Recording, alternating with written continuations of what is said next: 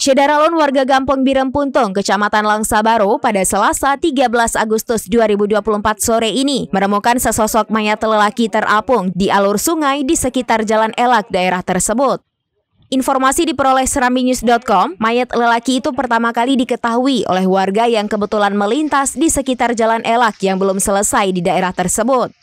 Kondisi mayat telah menggembung atau membusuk mengapung di antara pohon bakau alur sungai Birem itu.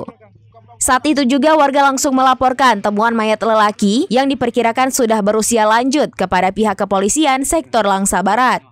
Tidak lama kemudian, pihak berwajib Polsek Langsa Barat termasuk tim Inafis Satreskrim Polres Langsa turun ke lokasi untuk mengevakuasi mayat itu.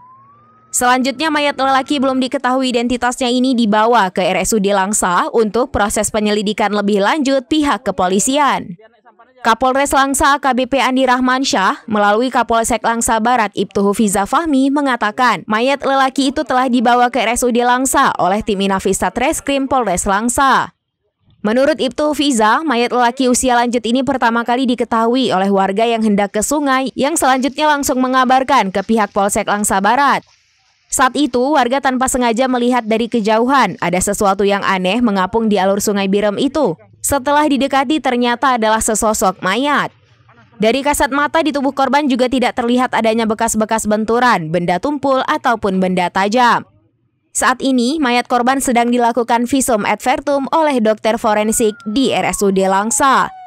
Dari Langsa, Zubir, serambinews.com. Download Tribun X sekarang. Menghadirkan lokal menjadi Indonesia.